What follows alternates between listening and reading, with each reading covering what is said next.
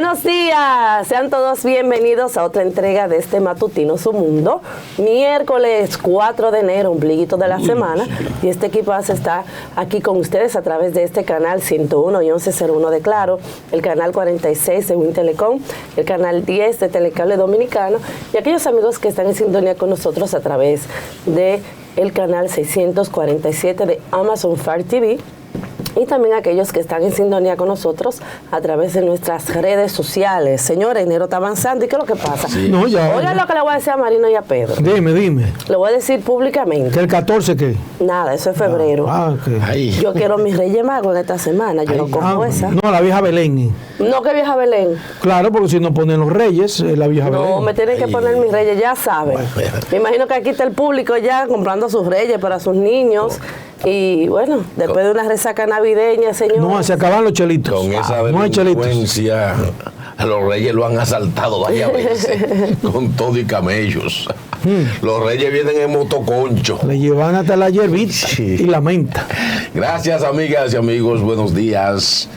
Amigos y amigas, fieles, honorables, gente buena y trabajadora que cada día sintonizan al mejor, porque ustedes son los mejores, por eso están en Matutino Su Mundo, desde la República Dominicana para el mundo. Somos el multimedio más creíble de la República Dominicana. Trabajamos para ustedes, para que estén enterados. Don Pedro Galán. Gracias, Marino, Lorenz, amigos, amigas, muy buenos días, y al Dios Todopoderoso, gracias por esta bella y hermosa mañana. Y a ustedes, queridos amigos, gracias por esa fiel sintonía a este matutino Su Mundo. Marino, hay problema en el PRM y en el PLD. ¿Qué pasó, Pedro? Una reunión que hubo, que no se sabe qué se trató, entre Danilo Medina y Hipólito Mejía. Ay. Hay división. Yo no sé a quién beneficia. Voy a acudir una vez más a ti para que tú me expliques, da tus años y la experiencia política que tú tienes. ¿A quién beneficia eso? Esa división, PLD, porque hay divisiones. Claro. Y hay problemas. Pedro, en realidad tú sabes que ya a uno no le asombra cualquier encuentro de Danilo y el expresidente Hipólito, porque primero han sido grandes canchanchanes, sí, que se han beneficiado mutuamente. De modo, Pedro, que acuérdate que Hipólito tiene la fama. ¿Te acuerdas cuando iba a llegar al poder aquella vez que se fue donde Balaguer y le dieron, ¿y qué hacía donde Balaguer? Sí, amarrando la chiva. Yo no sé si ahora lo que está amarrando es la perra de Mamabelica, como él le llamaba, esa perra rabiosa que él tenía, pero parece que los numeritos no le dan al PRM de cara a las próximas elecciones. Hipólito anda haciendo sus hipolitadas, Acuérdate que también es un hombre del folclore, pero eso tiene cocorícamo. Pero, amigas y amigos de Matutino Su Mundo, vamos de inmediato a informarles las noticias y acontecimientos más recientes y actuales de la República Dominicana, y para eso vamos a hacer conexión inmediata con nuestra gran periodista estelar, Lorena Erasme. Adelante, Lorena.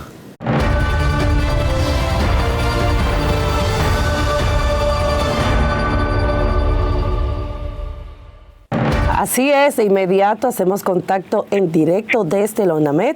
Allí se encuentra Jerry Rodríguez para las informaciones del tiempo para este miércoles en este Matutino Su Mundo. Buenos días, Jerry, ¿qué no tienes? Muy buenos días tengan todos. Vaguada y viento del este-noreste favorecerán la presencia de aguaceros con tormentas eléctricas. La vaguada que se observa en varios niveles de la troposfera en la porción oriental del país y los efectos del viento predominante del este-noreste contribuirán notablemente en el incremento de la humedad sobre el territorio dominicano, originando la presencia de lluvias pasajeras y aisladas desde las horas matutinas, especialmente en la porción este y noreste. Sin embargo, las precipitaciones aumentarán en forma de aguaceros con tormentas eléctricas y ráfagas de viento en la tarde y noche, con mayor frecuencia e intensidad en poblados de las regiones norte, este, noreste, sureste y cordillera central. Para el jueves y el viernes, las condiciones del tiempo seguirán favorables para la ocurrencia de aguaceros, tormentas eléctricas y ocasionales ráfagas de viento, especialmente en poblados de las regiones norte, noreste, sureste, incluyendo el Gran Santo Domingo, Cordillera Central y zona fronteriza, donde se esperan que las precipitaciones sean más frecuentes e intensas. Esto se debe a los efectos directos de la vaguada que estará sobre el país y el desplazamiento de nubes que originará el viento predominante del este-noreste. Las temperaturas se tornarán especialmente agradables en la noche y madrugada debido al viento del noreste y por la época del año invierno. Y por último, para el Gran Santo Domingo, aumentos de la nubosidad en la tarde y noche con aguaceros, tronadas y ráfagas de viento. La temperatura máxima esta tarde estará alrededor de los 30 a los 32 grados Celsius y la mínima en la madrugada estará entre los 20 y los 22 grados Celsius.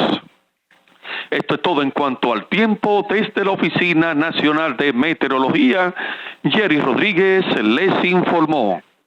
Gracias a Jerry Rodríguez por las informaciones del tiempo desde la UNAMED.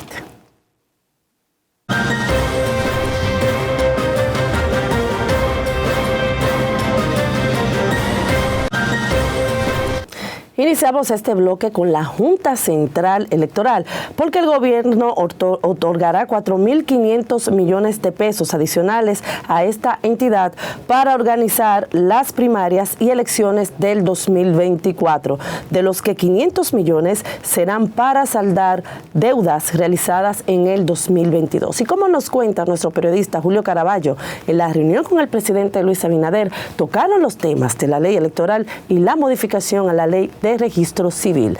Veamos el siguiente reporte.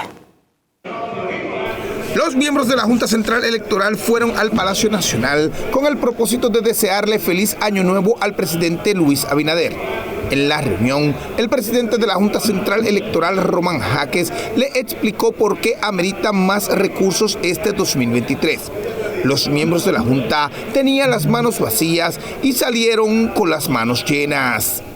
Quiero ratificar el compromiso con la institucionalidad democrática y con la garantía plena de los procesos electorales en la República Dominicana. Estaríamos hablando de unos 4.500 millones que la Junta Central Electoral manejaría como condición adicional al presupuesto ordinario del pasado año.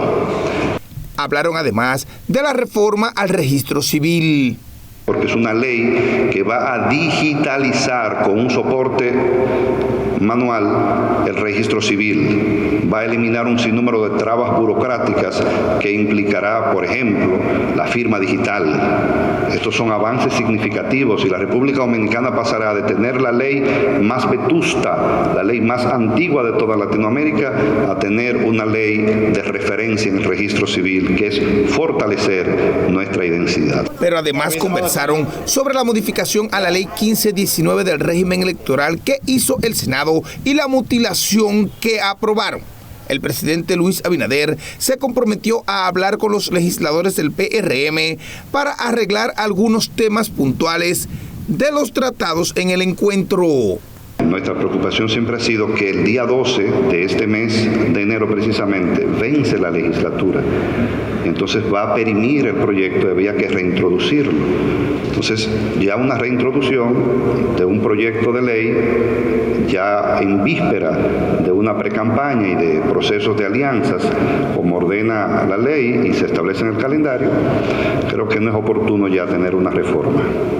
La idea es conseguir una ley lo más consensuada posible, satisfactoria y que garantice la institucionalidad democrática de la República Dominicana. No será una ley a la carrera, sino una ley consensuada con... De lo que no hablaron fue de la modificación a la ley de partidos, proyecto que también está en el Congreso. Julio Caraballo, Noticias Su Mundo.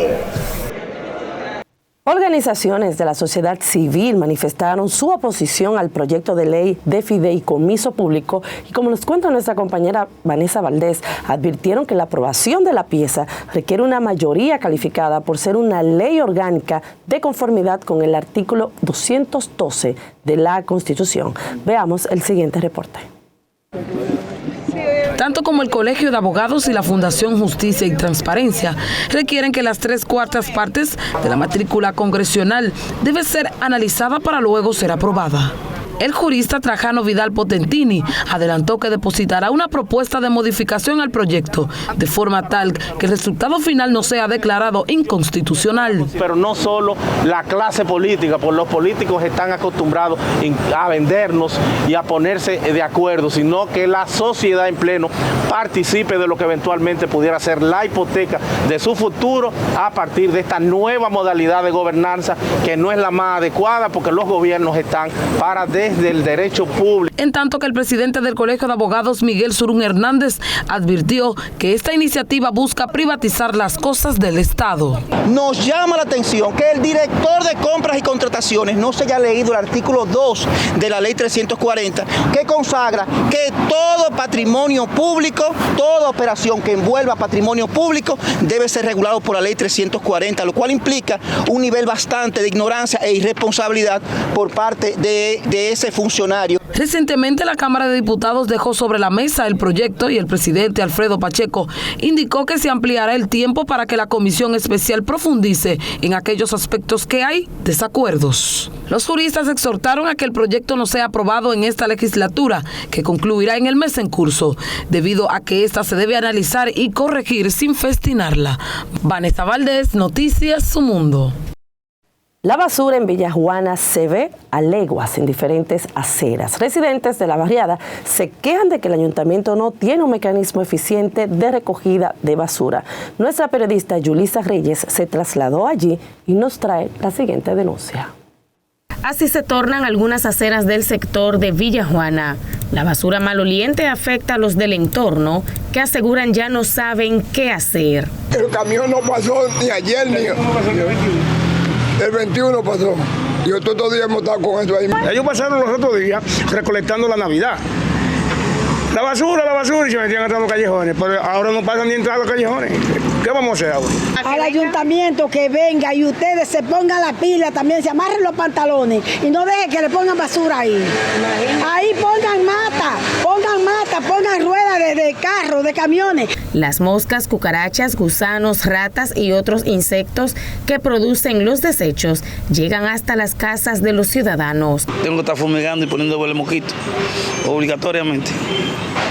¿Por las cucarachas? Por la cucaracha y todo eso, hay que estar poniendo el mosquito o baigón echando para eliminarlo.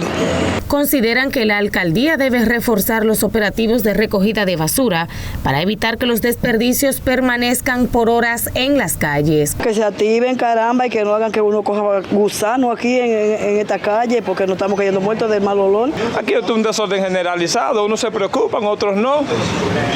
Y como aquí, usted sabe cómo es aquí, que esto es la ley de sálvese que pueda.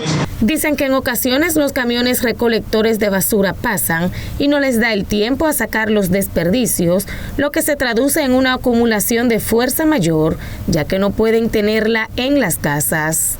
Yulisa Reyes, Noticias Su Mundo.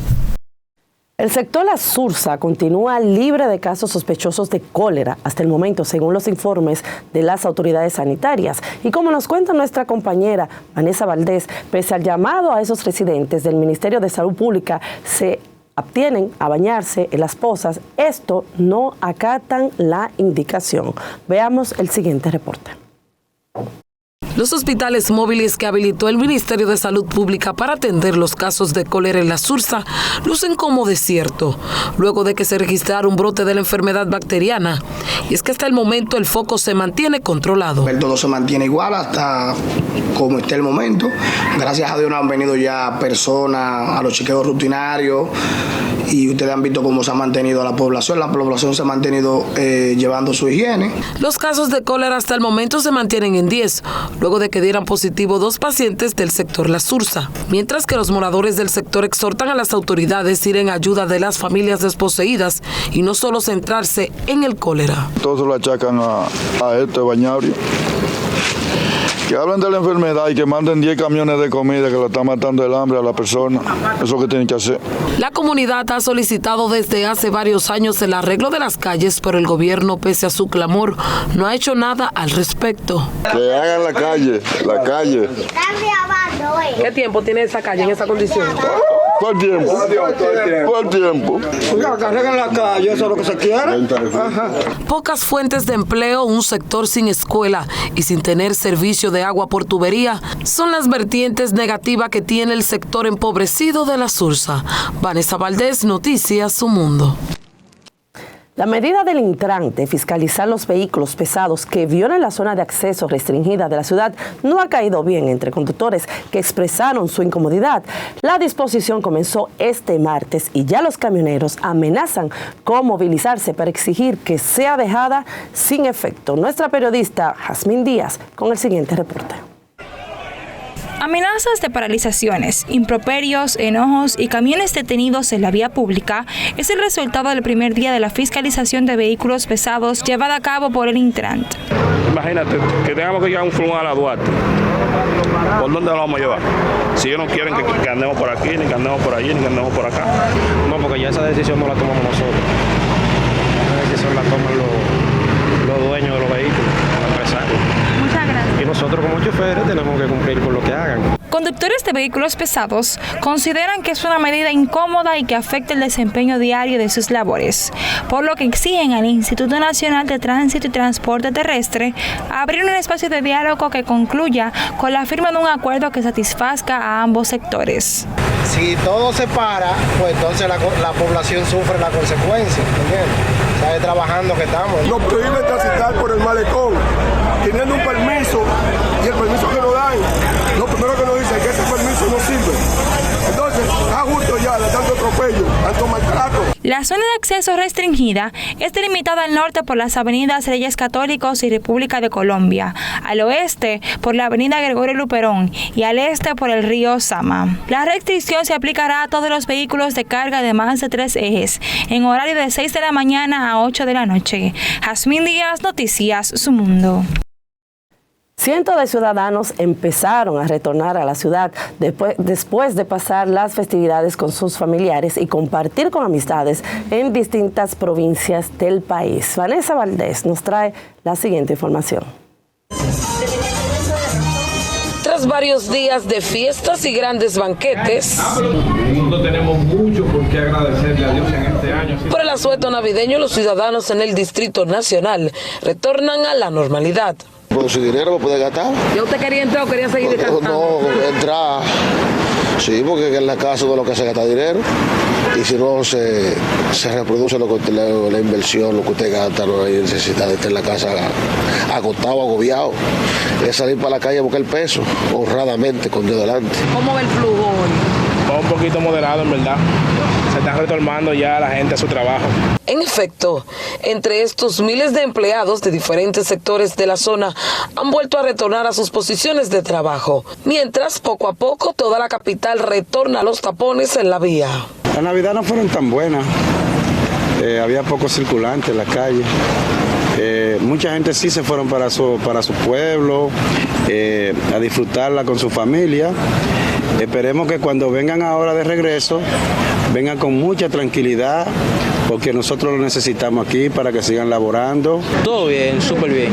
¿Se dirigió hacia otra localidad o se quedó aquí? Sí, a Santiago. ¿Cómo la pasaste en Santiago? Todo bien, muy bien, fue chévere. A trabajar, a labor. ¿Dónde trabaja? Estamos trabajando en educación. Muy bien. Pero gracias a Dios todo pasó bien, gracias a Dios. Pero la pasamos en familia. ¿Se quedó aquí aquí o se fue a otra demarcación? Nos quedamos aquí en la capital, tranquilo, aquí en familia. Bancos, colmados, entidades públicas y privadas, entre otros establecimientos comerciales, desarrollaban sus labores con buena dinámica desde tempranas horas de la mañana. Vanessa Valdés, Noticias Su Mundo. Ay, muy buenos días, amigos. Bienvenidos de verdad a este segmento. Me siento muy feliz de poder un año más compartir con ustedes a través de este espacio y precisamente iniciando este nuevo año 2023. Señores, pese a que hemos visto, ¿verdad?, los indicadores que han sido publicados por Banco Central y demás organismos, ¿verdad?, que nos informan siempre de cómo va avanzando el país. Hemos visto el crecimiento que ha ido teniendo la República Dominicana, ¿verdad? Cómo ha sido controlada en cierta manera la inflación. Pero yo quiero hoy, señores, iniciando este año, traer a conciencia, ¿verdad? Y orientarte respecto a cómo entonces administrarte en tus finanzas para este año, para que puedas lograr objetivos, para que puedas tener la vida que quizás has soñado, pero que muchas veces por malos hábitos no logras tener. Así que hoy te traigo 3 pasos esenciales que tú debes de hacer para este año 2023 y que tengas un año próspero y que cuando llegue diciembre del 2023 no vuelvas al mismo círculo vicioso y empezar: el dinero no me rinde, uno trabaja para nada, me dieron el doble y ya lo gasté, me dieron el doble y debo el triple, y vayamos cambiando un poquito esta historia que quizás ha sido la tuya por tantos años. Así que toma nota. Lo primero que tienes que hacer es definir una meta en este año. Yo sé que has escuchado mucho hablar de metas y que uno tiene que establecerse metas y que esas metas tienen que ser SMART y que esas metas tienen que ser definidas en un espacio de tiempo. Claro que sí. Entonces yo quiero que tú hoy te sientes y evalúes. Todavía estás a tiempo, estamos iniciando el año apenas.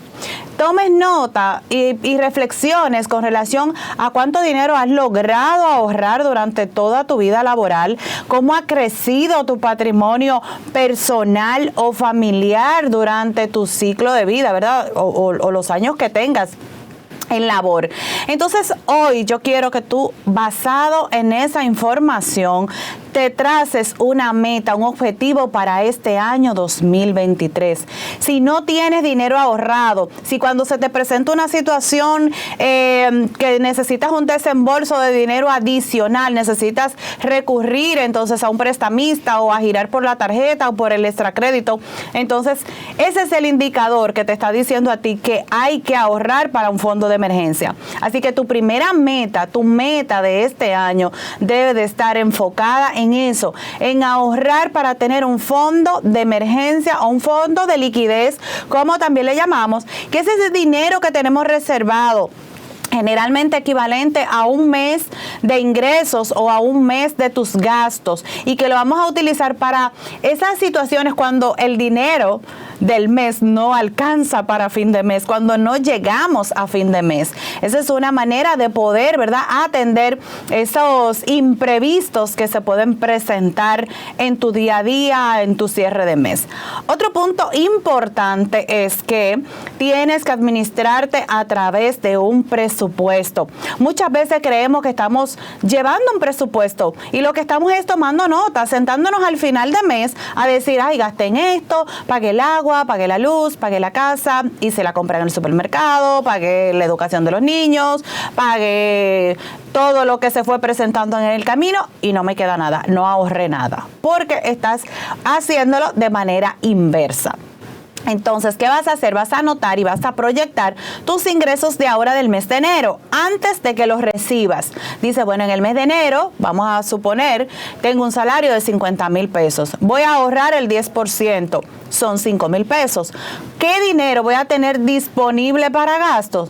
45,000 pesos. Esos 45,000 pesos que te van a quedar disponibles para pagos, para gastos, entonces vas a organizarlo de la siguiente manera. Primero la vivienda, luego la comida, luego entonces si pagas servicios, energía eléctrica, teléfono, agua, todo lo que es servicios, internet, Y luego, entonces, ¿qué sigue? La colegiatura tuya o de tus hijos, porque sabemos que a veces nosotros también estamos estudiando. Y así, de esa manera, vas organizando tus desembolsos, tus consumos en orden de prioridad. De esa manera, ¿sabes qué? No vas a dejar de ahorrar, porque no vas a ahorrar lo que sobra, que generalmente es lo que hacemos. Y así pasamos entonces a la tercera recomendación, que es obvia: ahorrar con un sentido de propósito basado en tu meta. ¿Y qué fue lo primero que te dije? La meta de este año: ahorrar para tu fondo de emergencia. Entonces define, si ganas 50,000 pesos, divides esos 50,000 pesos entre 10 y ya sabes que vas a tener que ahorrar mensualmente 5,000 pesos. ¿Ves? Cuadra perfectamente con los 5,000 que te dije que ahorres basado en esos ingresos que vas a tener y el 10% de los mismos. De esta manera yo estoy segura que vas a tener un año diferente y que vas a empezar a incrementar tu patrimonio, porque con esta estrategia van a ir cambiando tus hábitos no saludables por hábitos financieros saludables. Hasta aquí su segmento Finanzas en su Mundo. Hasta el próximo miércoles. Don Pedro Galán, ¿qué tenemos, hermano? Cuéntame. Indignado. ¿Qué te pasa, Pedro? Yo indignado, con vergüenza ajena, como dicen. ¿Qué ha pasado? Qué tolete de democracia tenemos nosotros. Qué falta de institucionalidad existe en este paisaje que le dicen República Dominicana. Señores, poner de ridículo a un presidente de la Junta Central Electoral y poner en duda con ese accionar lo que debe ser una institución de transparencia, de democracia, de institucionalidad, como es la Junta Central Electoral. Y hacer este ridículo, un presidente de una Junta Central Electoral mendigando, ir a donde el presidente a mendigar que le den los recursos para ello poder trabajar y organizar unas elecciones libres, transparentes y con tiempo. Señores, es una vergüenza. Es una vergüenza que un presidente de una Junta Central Electoral tenga que mendigarle a un presidente: por favor, dame los recursos para yo organizar unas elecciones. Eso pone en duda lo que pueda ser la transparencia de un proceso electoral. Eso no debe existir en un país que se llame país, democráticamente hablando e institucionalmente también. ¿Cómo es posible que a esta altura de juego, sabiendo el presidente de la República que esa institución necesita los recursos necesarios para comenzar a armar y montar unas elecciones, él sabe muy bien que ya a fines de año, octubre, comienzan las primarias, comienzan las convenciones de los partidos políticos, y eso se hace con recursos? Y si no lo tiene, ¿cómo lo puede hacer? Porque unas elecciones no es el año que viene, es este año que se comienzan a montar, a formarse, a prepararse todos esos técnicos, los que van a trabajar también en las mesas electorales. Y a esta altura de juego, dándole, piden 18,000, no, te vamos a dar 2,000 más, te vamos a pagar una deudita que tú tienes de 500 milloncitos, te vamos a dar 2,000 milloncitos para esto, mendigando recursos para lo que debe de ser una institución que a la luz pública y a la sociedad, al pueblo, tiene que ser transparente. Pero eso ocurre en este paisaje. Otra cosa, casi está terminando lo que es la legislatura, y todavía no han comenzado los diputados a reunirse para estudiar las modificaciones que se hicieron a la ley 33, 18 y 15, 19. Va a pasar esta legislatura y no se va a aprobar. ¿Qué es lo que está pasando? Es que no quiere que se aprueben. No hay voluntad política para eso. O es que están dejando eso así para que el caos luego venga, como ocurrió en febrero de las pasadas elecciones, que hubo que suspenderla. Eso es lo que están buscando. La democracia se está afectando con ese accionar. Señor presidente, despierte. Señor presidente, no se haga ver frente a una sociedad como un presidente que no quiere que aquí haya elecciones limpias. Así que estamos a tiempo, Marino. Así es, Pedro. No era para menos. Pero decirte, Pedro, que frente al tema que ahora mismo la sociedad dominicana debe estar atenta es el siguiente. Cuando un pueblo elige a un presidente y elige a un partido de manera constitucional, la principal tarea de ese presidente es administrar la cosa pública, administrar al país con equidad y administrar para todos. Pero lamentablemente este presidente que tenemos y este partido, este PRMD, ya se ha etiquetado como un gobierno de la burguesía, como un gobierno de los sangreazules, como un gobierno de los popis y como un gobierno de los grandes empresarios, que son los grupos que representa este gobierno que fue elegido por el pueblo y para el pueblo. Se está tramando un palo acechado contra la República Dominicana en la administración del patrimonio nacional, que es responsabilidad absoluta del presidente de la República y de este gobierno que preside Luis Abinader Corona, elegido para eso, gobernar para todos, pues con el nombre de fideicomiso se ha querido acechar al pueblo y aprovechar este tiempo de Navidad para meter ese fly, ese strike en contra del pueblo para favorecer a la burguesía nacional, que sin invertir un solo centavo en empresas patrimoniales del país, se le quiere entregar a ellos para que administren ellos, se ganen grandes ganancias que debieran ir a favor del pueblo, dándosela a sectores coludidos, ricos y millonarios. El fideicomiso no es más que la entrega del patrimonio nacional a un grupo de amigos, amigotes del partido de gobierno y del presidente que nos está presidiendo. Y yo le voy a decir, si a usted lo eligen para que sea el que administre la cosa pública, y usted es incapaz de hacerlo, pues no tiene más que devolverle al pueblo el cargo para el cual usted ha sido elegido.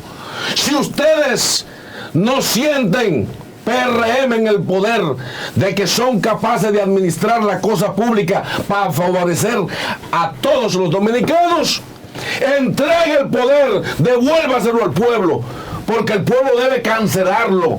Porque ustedes mismos, con esta actitud de entregar el patrimonio público a empresas, a empresarios tigres que solamente llegan al poder para ello aprovecharse como un embudo y tragárselo todo en contra de un pueblo que cada día ve más lejos las esperanzas de poder cambiar de vida, de tener, digamos, un mejor vivir, porque ha sido un gobierno que ha elegido un grupo preferencial, que es el grupo económico del país y al cual le quiere entregar la administración de la cosa pública. Si usted no está capacitado como presidente para administrar la misión que el pueblo le dio, renuncie, presidente, renuncie con todo su gabinete, renuncie con todo su personal y devuélvale al pueblo la capacidad de que el pueblo mismo elija a otras personas, a otros equipos económicos de diferentes disciplinas para que administren la cosa pública. Piénselo bien, que estamos en un año preelectoral y el pueblo le está chequeando. Y ustedes, diputados, y ustedes, senadores, diputados, sepan que el pueblo le está observando. Y el pueblo va a observar si ustedes se van a ir a favor de que la cosa pública la manejen un grupo de tigres sin invertir en ello, disfrazado de fideicomiso. Fideicomiso es signo de entrega del patrimonio nacional. Ustedes, senadores, cuidado si traicionan al pueblo, porque el pueblo está en la disponibilidad de arrebatar de nuevo el poder ante la incapacidad que ustedes han demostrado en esta administración pública. Ya ha llegado el momento de presentar a nuestro invitado de este día. Él es el presidente de ADOCO, Julio César de la Rosa, y le damos la bienvenida a este Matutino Su Mundo. ¿Cómo se siente? ¡Feliz Año Nuevo, gracias. Doctor. Feliz Año Nuevo para todos. Bien. Salud y prosperidad. Un hombre de fuertes posiciones, usted, con relación al tema de la corrupción. Como debe de ser. Sí. Un esfuerzo un vedor ahí. Un esfuerzo que uno vive haciendo a ver si finalmente llega el momento en que no se tenga que hablar del tema, pero es algo que dudamos, porque ya el tiempo que se tiene trabajando, abordando el tema de la corrupción y sobre todo en el aspecto preventivo, que es lo que va a evitar que se tengan que dar pasos de persecución de la corrupción y que se esté siempre con ese tema cuando hay sobre todo cambios de gobiernos, que es donde más se ponen de manifiesto. Pero se ha avanzado en algo. En el aspecto preventivo son muchas ya las normas que hay. Naturalmente siempre esas normas se vuelan y lamentablemente tendremos trabajo siempre. Gracias, doctor, por estar con nosotros. Quisiera, primero, para que el público conozca cuál es la misión de ADOCO como tal y cómo ustedes prevén el camino de este próximo año en materia de avance en la prevención de la corrupción. ¿Qué nos falta todavía como país?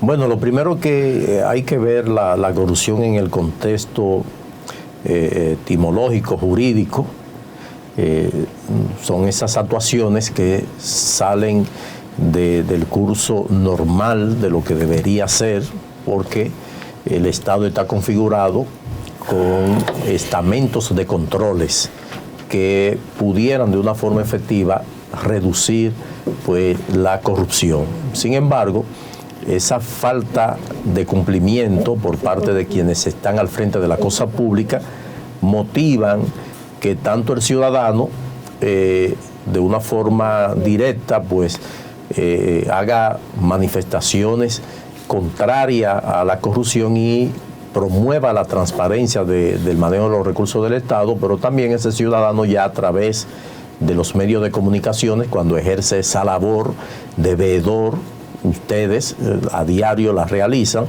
pues ciudadanos nos agrupamos alrededor de una organización, hoy identificada como organizaciones de la sociedad civil.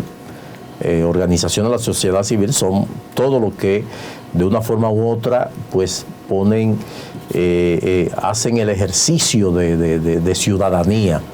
Y si cuando se agrupan en organizaciones como la Alianza Dominicana contra la Corrupción, se hace a partir del establecimiento de perseguir objetivos. ¿Cuáles son los objetivos que nosotros perseguimos? Que el manejo de los recursos del Estado se haga con la debida transparencia. Tenemos como misión pues promover la transparencia en el manejo de los fondos públicos, así como procurar el fortalecimiento institucional, que las leyes se hagan, pero que esas leyes funcionen, sean aplicadas, sean respetadas, sean observadas, porque precisamente tenemos que hacer ese ejercicio, porque el Congreso cumple con su misión institucional de hacer la ley, el Poder Ejecutivo de ponerla en práctica y hacerla cumplir, y el Poder Judicial de sancionar al que viola la ley. Pero no se cumple esa misión, porque aún poniendo el Ejecutivo en práctica el cumplimiento, promover el cumplimiento de la ley, pues los propios agentes del Estado violan la ley.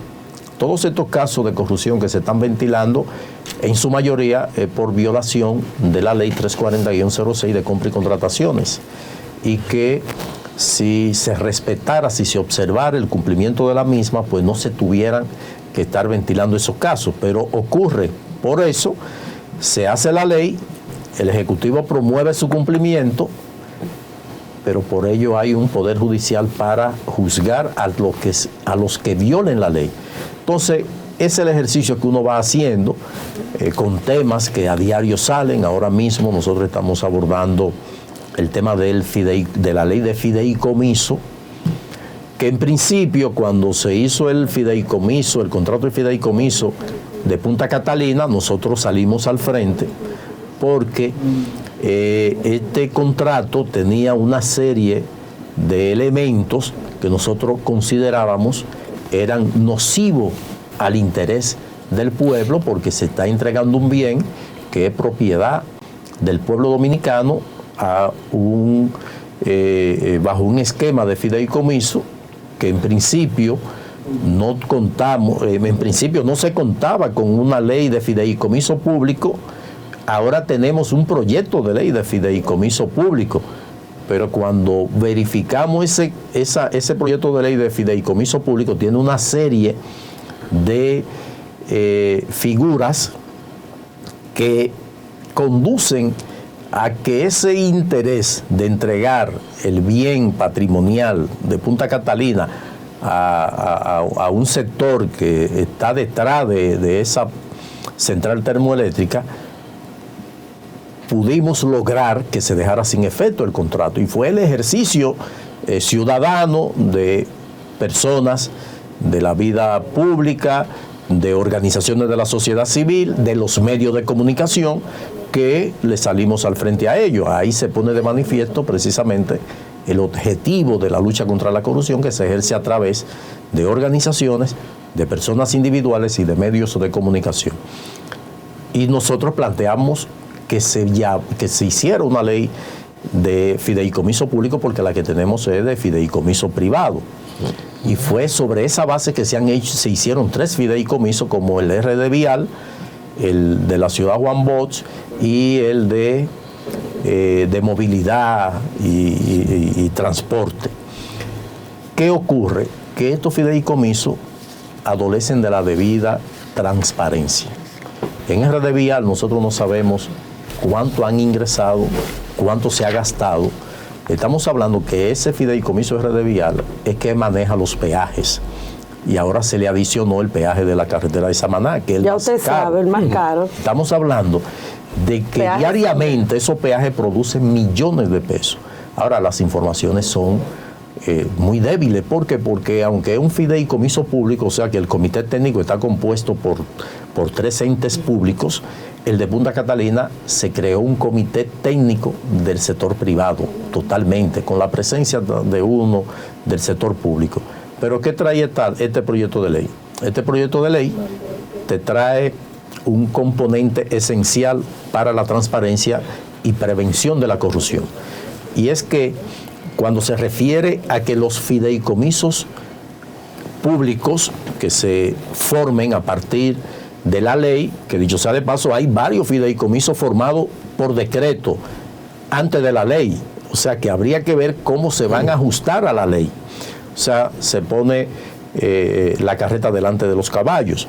Entonces, ¿qué ocurre? Cuando verificamos esto, encontramos que respecto a las compras y contrataciones de bienes y servicios, cada fideicomiso tendría un reglamento de compras avalado por la DGCP, la Dirección General de Compras y Contrataciones.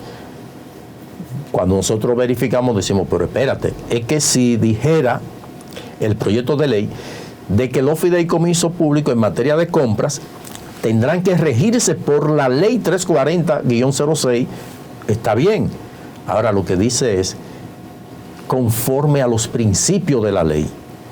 Los principios de la ley son los que le dan origen, le dan razón de existir de la ley, pero esos principios no establecen los elementos normativos, ya es la ley en su contexto. Por ejemplo, uno de los principios es la publicidad, la economía, la participación.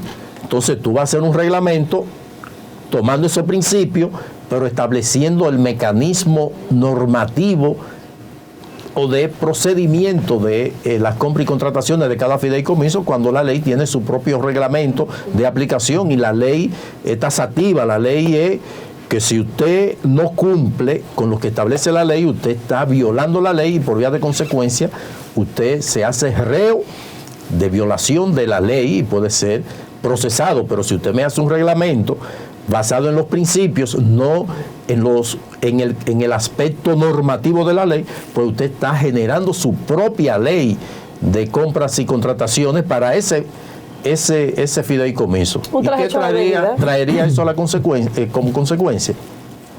Que cada fideicomiso pues va a comprar, no tendrá que cumplir con las regulaciones que establece la propia ley, sino que ellos van a erigirse como legisladores y juez y parte. Entonces, por eso se le ha salido al frente a este proyecto de ley de fideicomiso que cursa en la Cámara de Diputados, que ya fue aprobado por el Senado de la República, porque es contrario a la Constitución y también a la Ley 340-06. Hay otros elementos, como el de la contratación de el personal que participe del fideicomiso, fuera del alcance de la Ley 4108 de administración pública, de la carrera administrativa. Entonces, también el componente de los endeudamientos. Entonces, si tú vas a entregar un bien del Estado, que es propiedad de todos nosotros, porque nosotros pagamos impuestos y por eso tenemos derecho a reclamar. Hay quienes no lo hacen, pues uno que tiene conocimiento y quiere hacer ejercicio de ciudadanía, uno lo hace, porque uno está pagando impuestos aquí desde que uno le abre el celular para hacer una llamada. Una recarga, a lo que utilizan el prepago, cuando hacen una recarga de 100 pesos, están pagando 30 pesos de impuestos, 18 de ITEVI, 10 pesos de selectivo al consumo y 2 pesos para desarrollo de la telecomunicación. Lo que significa que todo lo que es público, nosotros somos accionistas. Entonces, ¿qué ocurre? Que se contempla que en el comité técnico pudieran haber hasta dos funcionarios públicos, lo que significa que en un comité técnico de 5, si la mayoría son empresarios, pues evidentemente tendrían control. ¿Qué es lo que subyace detrás de esto del fideicomiso?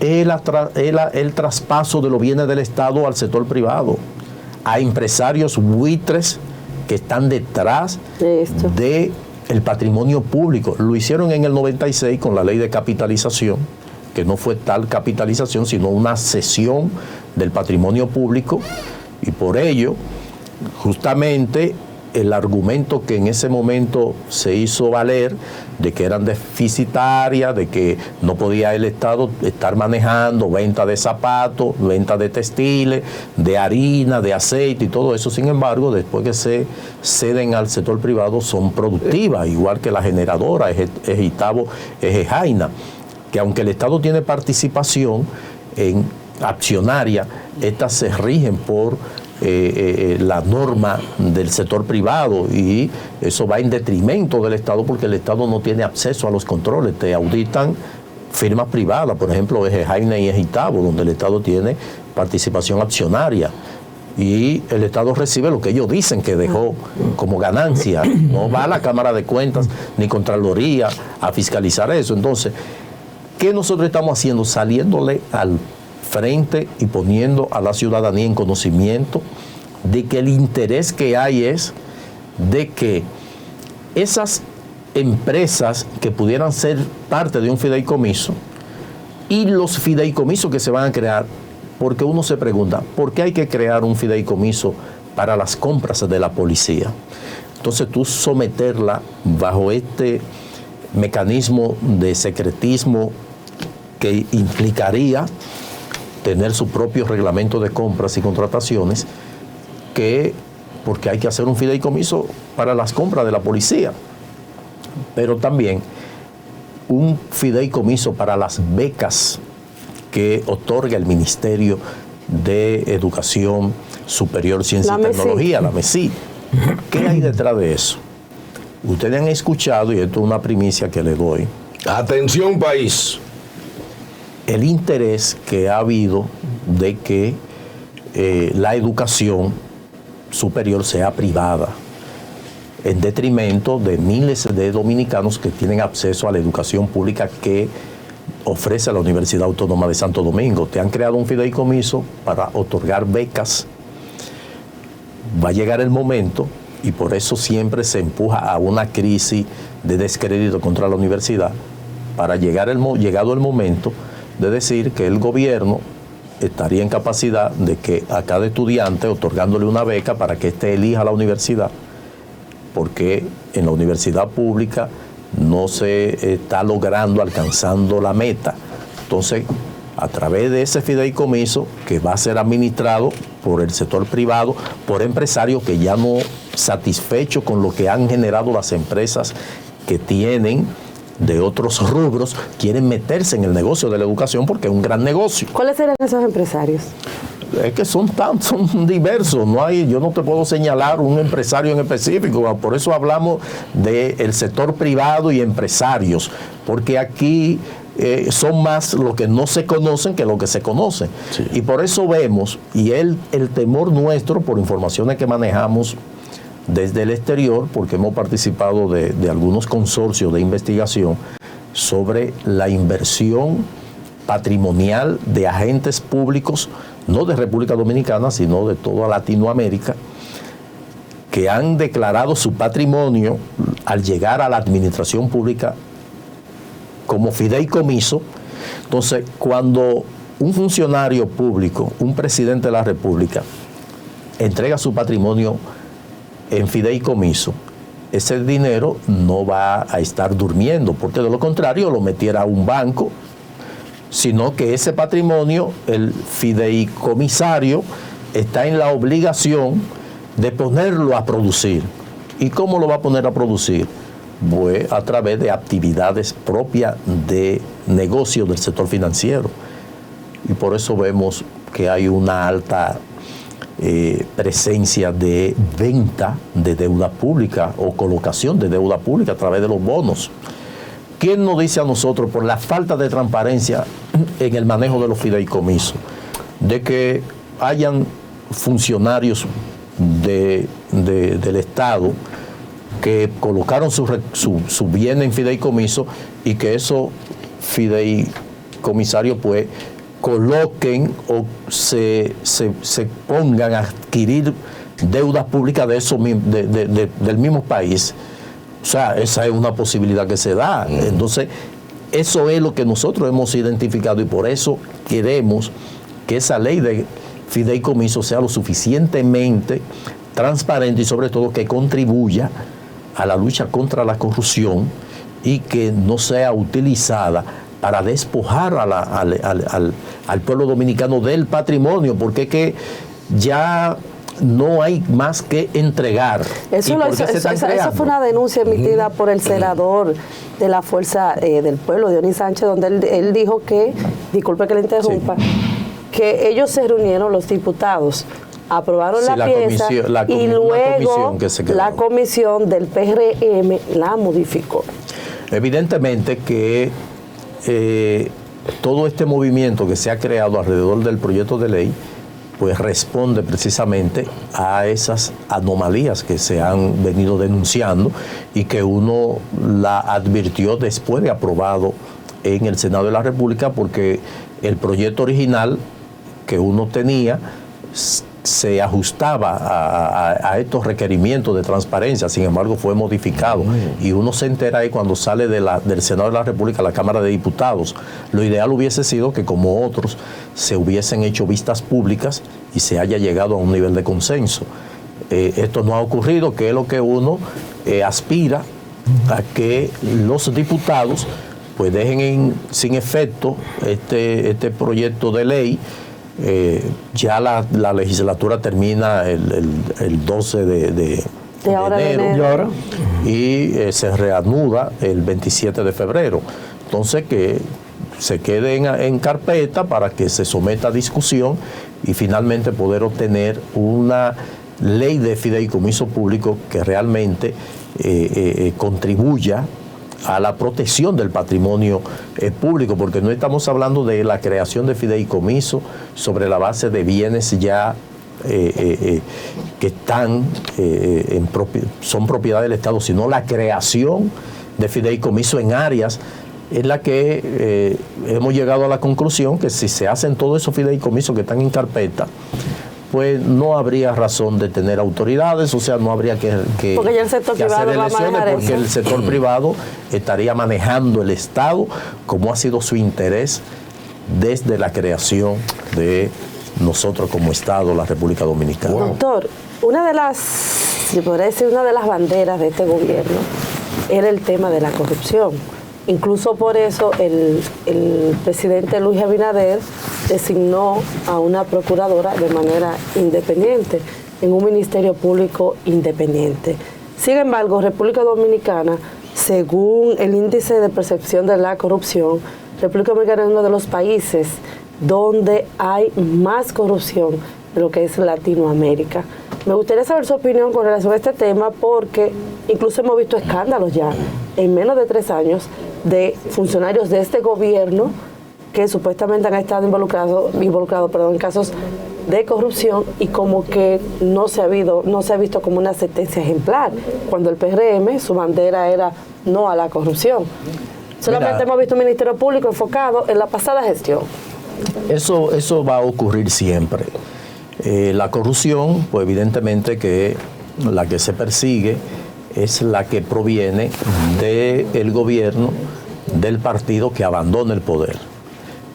Ha ocurrido desde el año 86, cuando llegó Balaguer al poder, la persecución al gobierno de Jorge Blanco y a todos sus colaboradores. Ocurrió también del propio gobierno que ayudó a llegar el Partido Reformista, cómo se persiguieron a exfuncionarios del Partido Reformista por el gobierno del PLD, y así sucesivamente. Cuando llegó Hipólito, persiguió todos esos casos que se crearon, caso Peme, todos estos escándalos, y posteriormente se produce lo mismo. Es una constante, no hay persecución contra la corrupción real. Hay una actuación como resultado de un tema eminentemente político, mediático y populista. Hemos llevado al pueblo la percepción de que se está luchando contra la corrupción cuando se logra que se le impongan como medida de coerción prisión preventiva por 18 meses a los encartados, creando esto una situación de malestar en la población cuando ve que se le toma el pelo, porque finalmente los casos se caen. Lo vimos en la gestión pasada, cuando el caso Odebrecht, que el caso nosotros llamábamos la atención de que no se festinara, de que se hicieran las investigaciones correspondientes y se establecieran responsabilidades en quienes sí las tuvieran. No que agarraran a cerca de 16 personas que habían sido funcionarios, algunos legisladores, se llevó con un aparataje, con un video, inclusive con una producción, y finalmente cuando se conoce el caso, solamente quedan encartados 2 personas que fueron condenados y que se va a conocer ahora en apelación, pero que no fue por el caso Odebrecht en sí, sino por enriquecimiento ilícito, pero que no se ha probado cuál fue la procedencia de ese enriquecimiento ilícito. ¿Qué significa eso? Que cuando la población ve que se le vende ese show y que no hay resultado, pues no cree en la lucha contra la corrupción, y ocurrió lo mismo con estos casos que ya a 2 años y tanto de haberse iniciado, pues ya muchos de ellos están en libertad porque le variaron la medida de coerción impuesta.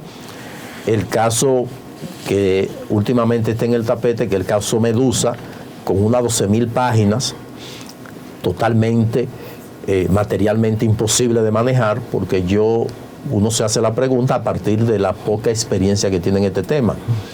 Si usted le ha formulado una acusación a alguien porque se robó esa cámara y usted tiene evidencia de que la cámara la sacó porque así las cámaras de vigilancia la presentan, y él admitió de que sí, que él esa noche estuvo trabajando en el estudio, porque usted tiene que, para demostrar que él se llevó esa cámara, que presentar 20 pruebas. Busque las 2 pruebas más fundamentales que lo incriminen elementales, totalmente. Que te puedan permitir tú demostrar que él se robó la cámara. Ahora, cuando tú agarras un caso que el juez dice, miren, esto es imposible manejarlo. Primero, el Poder Judicial no tiene para reproducir físicamente todas estas evidencias que ustedes presentan. Licúen eso y traigan algo digerible. Y por eso le da casi 3 meses para presentar esto, y que fue el 19 de diciembre, que se conoció y se reenvió nuevamente, porque los abogados dicen que necesitan 1 año para estudiar el expediente. Entonces, el tema de la lucha contra la corrupción no es tú apresar por apresar. Y el grave error que comete el Ministerio Público es aprovechar su condición de que sí puede hablar, contrario a los jueces, que los jueces hablan por sentencia. Y por pruebas. Estos aprovechan esa condición cuando un juez hace lo que tiene que hacer porque no tiene otra salida. Estamos ante un sistema de justicia rogada. Si tú como Ministerio Público le pides el mantenimiento en prisión a alguien que se le venció y ese imputado le dice que ya su prisión venció, que le varíen la medida, no es que lo absuelvan, sino que le varíen la medida. Si ya tú me pusiste 18 meses de prisión preventiva, que es lo máximo que establece el Código Procesal Penal, pues varíame la medida. Lo ideal sería libertad pura y simple, porque si usted no fue capaz de en 1 año y 6 meses presentar cargos, una acusación, pues no hay razón de ser, porque la medida de coerción te da un plazo para que en ese plazo tú cumpla con el procedimiento. Entonces, hay casos que si tú tienes las pruebas que dice tener, pues en 3 meses tú debes estar solicitando audiencia preliminar para presentar acusación. Entonces, le varía la medida, el juez le impone medidas, le varía la prisión preventiva por medidas que probablemente sea más grave, porque te ponen una garantía económica en efectivo, te ponen un grillete que tienes que pagarlo tú, te ponen prisión domiciliaria, impedimento de salida y algunos hasta presentación periódica. O sea que tú tienes, pero no, el Ministerio Público incita en prisión preventiva, porque es preso que hay que tenerlo. Y cuando el juez hace lo que le dice el Código Procesal Penal, el Ministerio Público sale a acabar con ello. Con esto no estoy defendiendo a algunos jueces que han hecho su travesura. Eso es una realidad. Hay un caso donde hay un juez que ha sido encartado no por el Ministerio Público, sino por el propio Poder Judicial. O sea, fuera de eso, está el Ministerio Público en su derecho en actuar contra aquel que entienda que ha aprovechado su situación de juez, su condición de juez, para prevalecerse y obtener beneficio. Ahora, hay jueces que han actuado conforme a lo que establece el Código Procesal Penal. Entonces, el Poder Judicial es la unificación o el componente de 2 elementos, que es judicatura, los jueces, y Ministerio Público, los fiscales. Entonces, el tú desacreditar, minimizar el trabajo que hace un juez, pues evidentemente que no favorece al Poder Judicial en sí, que tiene ese compromiso de juzgar a los que hayan incurrido en actos de crímenes y delitos. Y por ello, creo que la lucha contra la corrupción no va a ser efectiva hasta que se creen condiciones reales de perseguir a todo aquel imputado de la Comisión de Actos de Corrupción. Nosotros como entidad hemos formulado denuncias ante el Ministerio Público. Bueno, hasta el director de INAVIE que nosotros ustedes... lo llevamos, el caso de los 100 millones de pesos a los artistas.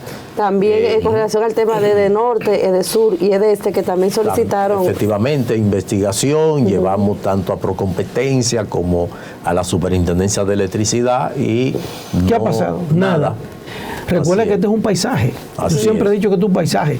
Mire, doctor, no me sorprendería, en verdad que no me asombraría, ni me sorprende, de que mañana, de esos fideicomisos que están ahí pendientes, aparezca uno para la Junta Central Electoral, para que realmente organice las elecciones. Es que no me asombro. No, es que los que se conocen son menos que los que están en carpeta. Por eso. Por eso es que se le ha salido. Se necesita un fideicomiso.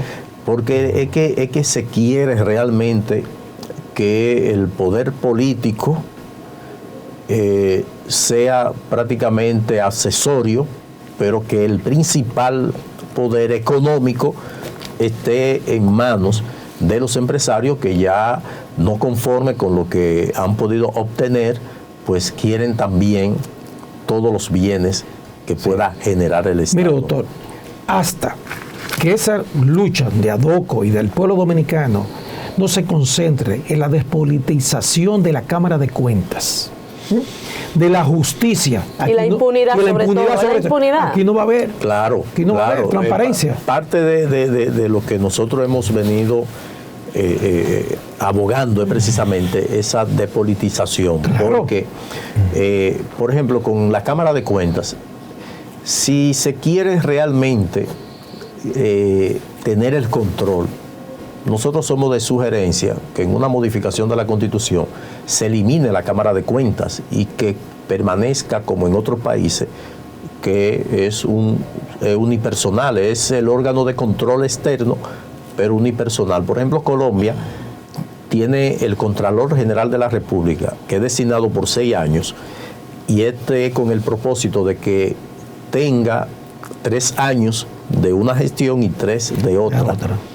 Lo designa el Senado, el Congreso, en una actuación combinada como si fuera la Asamblea General Nacional. Entonces yo creo que creando un órgano unipersonal, porque es que la Cámara de Cuentas tradicionalmente... Eso no ha hecho nada, porque la actual autoridad también incluso está envuelto en casos de acoso laboral. No solamente eso, sino que se ha convertido en un campo de batalla. Ahí nunca se ponen de acuerdo, tienen diferencias de toda índole, y eso entonces lo que hace es ralentizar la labor. Ahí no hay credibilidad. Ahí hay auditorías que deben salir a la luz pública y no han salido por diferencias. Claro. Entonces, esa es la situación. Y mira que nosotros tenemos el control interno por la Contraloría, el control externo por la Cámara de Cuentas, pero son infuncionales porque hay actuaciones en la administración pública que deberían ser de tarea de la Contraloría. Sin embargo, se vuelan los procedimientos y se incurre en actos de corrupción, lo que significa que son órganos totalmente infuncionales. Y se analizan todo lo que son las presentaciones de las declaraciones juradas. No, eso hay omiso, hay más de 2.000, o sea que debieron presentar declaraciones juradas de patrimonio, no lo han hecho y no hay consecuencias. Pero tampoco se verifican, se evalúan. Todas se investigan. La gente vierte ahí todo lo que yo presento lo que yo quiero. Aspira a conseguir. 3.000 millones de pesos. ¿De dónde te lo sacó? Exacto. Doctor, ese panorama tan descarnado que se describe frente a esta situación, o sea, es como si el pueblo estuviera gobernado por enemigos, porque un gobierno que nace para gobernar para todos, un partido en el poder que fue elegido, y finalmente uno ve cómo se colude con un solo sector, es para que uno se sienta traicionado como pueblo. Te puse a administrar para todos y está administrando a favor de unos cuantos. ¿Cuál usted cree que sería, doctor, para uno, digamos, edificar al pueblo, para que el pueblo se vaya educando en materia de sus derechos? ¿qué pudiéramos hacer como instituciones civiles, comunicadores, para que el pueblo se empodere frente a un enemigo que el pueblo eligió? Bueno, ya hemos tenido la experiencia de la formación de movimientos que finalmente uno pues concluye de que fue con un propósito político.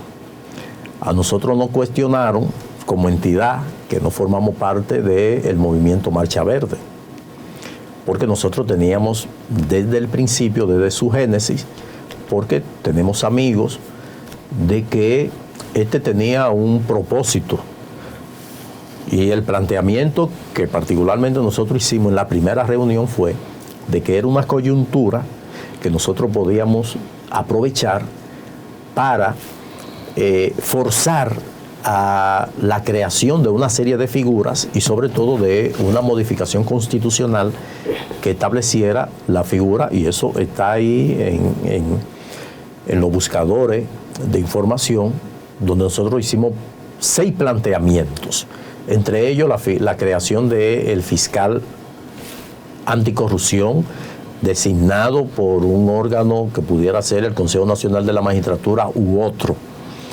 en donde también establecíamos el tema de la unificación de las elecciones, que en ese momento pues cuando hablábamos a modificaciones, era a la unificación, es que no fuera una en febrero, la municipal, y otra en mayo, la presidencial, porque son 2 procesos que requieren de una logística totalmente independiente y es un gasto innecesario. Humano y económico. Porque ¿cuál es la diferencia de tú hacer 2 procesos donde va a necesitar el mismo equipo, el mismo personal, los mismos militares, la misma logística, hacerlo con 3 meses de diferencia? O sea, tú no estás logrando nada. De la misma forma que en ese momento gobernaba Danilo Medina y planteábamos que en una modificación se incluyera el eliminar el impedimento que tenía Danilo Medina, porque era al único dominicano que se le condenaba a no poder nuevamente presentarse a las elecciones. Entonces, de una vez, la acusación fue de que era un discurso reeleccionista para favorecer a Danilo. Nosotros decíamos, no, es que en política amor con amor se paga. Tú no le puedes pedir al presidente que convoque a una modificación de la Constitución, a una asamblea revisora, sin él recibir nada a cambio. O sea, él tendría que estar motivado para promover esa modificación a la Constitución y lograr que tengamos un fiscal, un Ministerio Público independiente real, porque el Ministerio Público no es independiente porque lo designa el presidente de la República, y por eso no vamos a ver un Ministerio Público persiguiendo al presidente actual de la República, ni a sus funcionarios principales. Y una muestra de ello es que hay funcionarios acusados de la Comisión de Actos de Corrupción que han renunciado y no ha pasado nada. Nada. Entonces, una licencia han pedido. Algunos y otros ya renuncian. Entonces, ¿qué ocurre?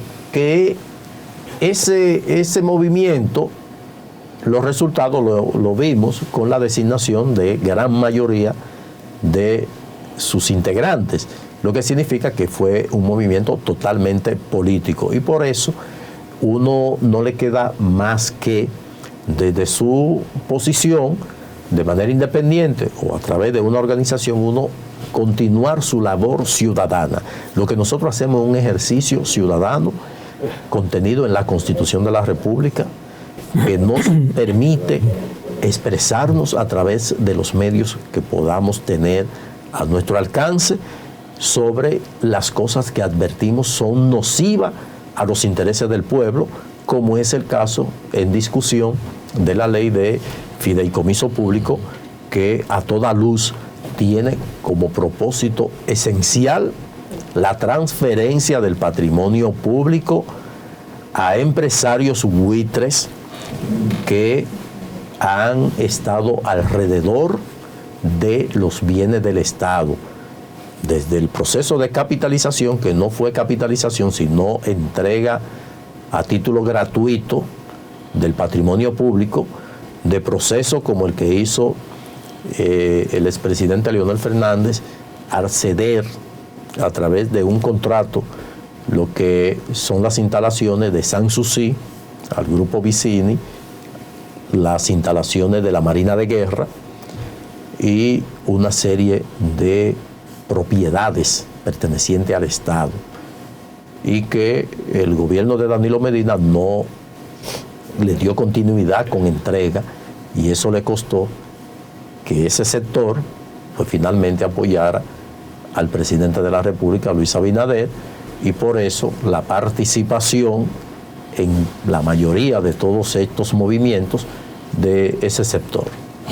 Doctor, ¿usted cree que realmente, como usted hablaba de la Marcha Verde, que la Marcha Verde cumplió su objetivo? Fue un movimiento coyuntural. Le pregunto porque, o sea, deja mucho que decir, incluso yo lo cuestionaba en esta semana, de que aquí los principales voceros de ese movimiento, Marcha Verde, actualmente están ocupando cargos políticos a nivel nacional e internacional, y si es un movimiento social donde usted lo que le preocupa es el Estado, lo que le preocupa es la población dominicana, se deja mucho que decir que luego de un discurso usted esté ocupando un cargo político. No fue un movimiento coyuntural a raíz del caso Odebrecht, en el cual particularmente yo tengo mi posición, ya, o sea, no como institución, sino como persona, de que el proceso Odebrecht fue un proceso originado en los Estados Unidos como consecuencia de la presencia que tenía el hoy presidente Lula da Silva, de que se estaba erigiendo prácticamente como en un líder continental, y eso pues de alguna forma había que detenerlo. Naturalmente se aprovechó la pifia que se cometieron por las irregularidades en el otorgamiento de contratos, de financiamientos a través de Petrobras, de algunas obras de infraestructura, donde bajo la modalidad de llave en mano, pues el gobierno de Brasil pues promovió en gran parte de los países de América Latina estas construcciones con préstamos a través del Bandes a tasas preferenciales y ese tipo de cosas, y sobre todo el escándalo que se origina en Brasil, que llevó al presidente Lula a prisión, de que puso de manifiesto la figura del juez Moro, donde eminentemente fueron decisiones totalmente políticas, sin dejar de lado que sí habían prácticas nocivas, prácticas corruptas, pero que en Estados Unidos, donde se origina todo esto, de la denuncia de que Odebrecht había admitido que había otorgado $92 millones a la República Dominicana en soborno, lo que por la sentencia que se tuvo no se pudo demostrar, y que ellos acordaron pagar el duplo de esa suma, a lo que solamente pagaron unos $60 millones, pues esto tenía un componente político. Entonces la Marcha Verde surge a raíz de esa situación coyuntural. Se crean esas condiciones, viene el tema electoral, viene la participación de los partidos, del principal partido de oposición entonces, el PRM. Se adhieren a este movimiento muchas personas que tenían no como meta la lucha contra la corrupción, sino el beneficio particular, se adhirieron ahí, y el resultado es que gran parte de los que lideraron este movimiento pues son funcionarios del gobierno. Los fundadores o los promotores originarios de este movimiento pues salieron del mismo a tiempo y no formaron parte del gobierno, lo que significa que sí tenían el interés de un movimiento de esta naturaleza, del cual originalmente nosotros participamos sin identificación de que era Marcha Verde, sino de un movimiento que procuraba que se asumiera con responsabilidad la lucha contra la corrupción y que se encartaran a todos los responsables. Desde que vimos que algunos de los mencionados en este caso pues no guardaba relación con el tiempo en que se produjeron esto, como está el caso de Andrés Bautista, está el caso, por ejemplo, del propio Chu Vázquez, de Julio César Valentín, de Pacheco, que... Sí, fueron descargados. Porque ellos como legisladores participaron de la aprobación de los contratos, pero no habían elementos como para tú imputarle responsabilidad a los que presidían pues estos semiciclos, así como a los senadores, en el caso del senador Galán, que era parte de la Comisión de Finanzas, que también fue encartado y luego fue absuelto. Eso nosotros lo advertimos desde el principio, de que no había una conexión como para tú formularle cargos. Sí decíamos, planteábamos que se entrara en colaboración con las autoridades de Brasil para tener realmente con certeza quiénes tenían responsabilidad. Nada de eso se hizo, se le dio un manejo totalmente populista y ahí vemos el resultado, sale Marcha Verde y finalmente vemos que la mayoría son funcionarios públicos y por eso uno identifica estos movimientos como totalmente coyunturales, lo que hace que la gente vaya perdiendo la fe. Claro. Y la credibilidad y la confianza. Porque a veces se siente utilizado. Claro. Desde que uno ve la participación de políticos partidistas en estos movimientos, ya uno sabe que no va para ninguna parte porque no es objetivo. Ahora, en los casos que los que siempre están al frente de los cuestionamientos a las actuaciones de los funcionarios del momento, pues se puede hacer la diferencia, que es precisamente el papel que juegan los medios de comunicaciones que mantienen su línea permanente. Mire, varios de los supuestos implicados en actos de corrupción ya están en su casa. Así es. Y el día 8 se cumple los 18 meses que se le dictaron a Jean Alain y a los que quedan irán para su casa también. Así es, no hay otra salida. ¿Y qué consecuencia entonces? ¿Qué va a pasar? Bueno, ya es una prisión, una pena anticipada, que es lo que el Ministerio Público ha hecho hincapié con ese interés de prisión, lo que nosotros entendemos que realmente no es el objetivo, porque cuando tú tienes un imputado bajo medida de coerción consistente en prisión preventiva, tú tienes una presión. Ahora, si está en libertad, tú tienes un mayor manejo de poder formular realmente los cargos. Pero también que aquí hay que abandonar la vieja práctica de usted apresar e investigar después. Vemos que los Estados Unidos duran dándole seguimiento 20 años a un caso, pero cuando ya apresa es porque automáticamente tiene preparada ya la solicitud de condena de la persona imputada. Bueno, doctor, muchísimas gracias por haber estado con nosotros. Usted ve que yo le dije que usted siempre tiene esas posiciones fuertes y coherentes y muy buenas, ¿verdad que sí? Gracias, es siempre grato poder compartirla bajo esta dinámica. De esta manera llegamos al final del programa de hoy. Gracias por su sintonía y será hasta mañana jueves, antes del fin de semana que estaremos con ustedes. Bye bye. Su Mundo TV.